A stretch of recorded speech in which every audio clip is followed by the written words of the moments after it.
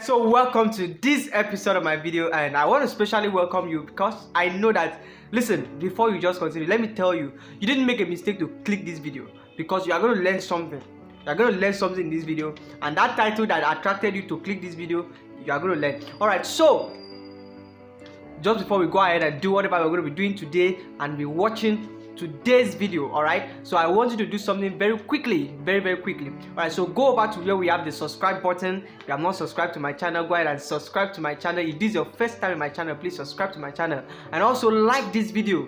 Please, I want everyone to like this video and also share this video. People need to listen to some of these things that I want to say today. All right, so that is it for what we are what you have to do. Okay, let's move right into today's video. So what do we have? So I'll start by my first point. Remember, this video is talking about the fact that we don't need Pastor Chris, we don't need Benson, Idahosa, we don't need Joseph Suleiman, we don't need all the big men of God, we don't need them anymore. So what do we need? Okay, just before I dash into that particular aspect of my video, which is what brought you here, all right, I just want to point out some certain things. Recently I was going through, my social media timeline, and I saw a particular post by a pastor, and this pastor stated something very clearly. These are the end times and we have to learn several things. So this pastor stated out something very remarkable. He said God does not exist, and this is something that a lot of lecturers, a lot of professors, a lot of people, all right, has been saying. Now it is a pastor that is saying that God does not exist. Is that not shocking to you? All right, now before I just wrap up, let it not look like the pastor was saying something bad. Now he said God does not exist. He gave his points. That is the first thing I will bring to your attention. He said God does not exist. And recently this fight has been on with a lot of Christians attacking some people, all right, saying that, oh, why should they say that God does not exist? Why should they? Now listen to this particular point. All right, now the first point the pastor gave was that he said God does not exist. Why? Because God is existence himself. I find that very attractive. All right, God does not exist because he is existent. He also said God does not love.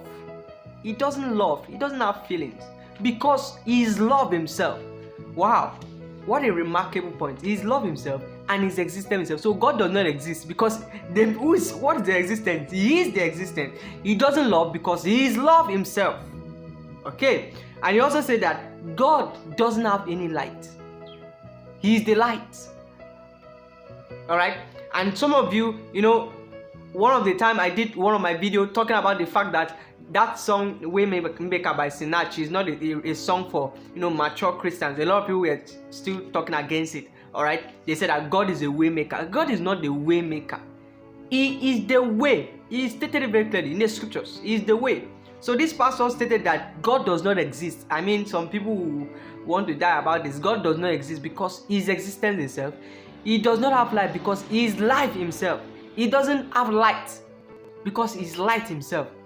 And also, he doesn't have love because he is love. So I just thought of bringing this first point to you because this is very related to what we are going to be discussing in today's video. Remember, today's video says that we don't need all the big men of God. All right, we don't need them. So what do we need? What do we need?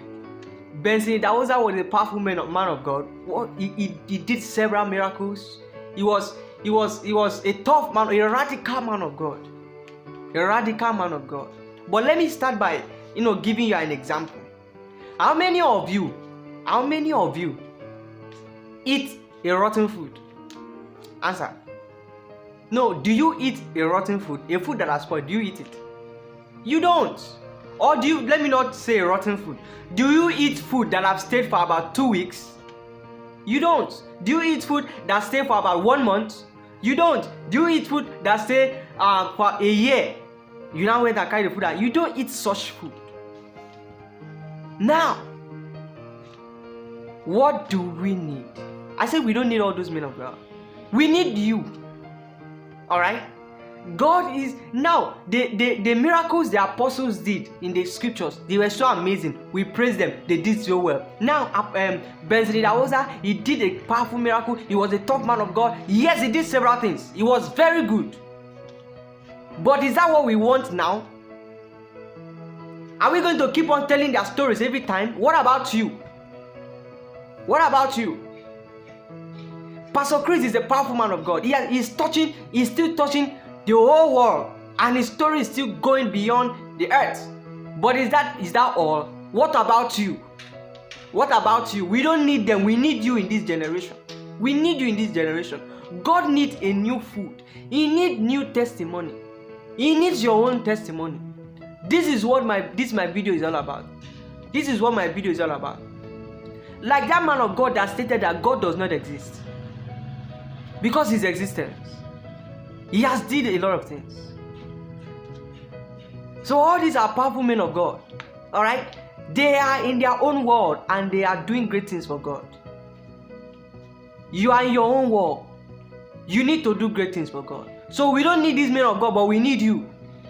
We need you. We need you.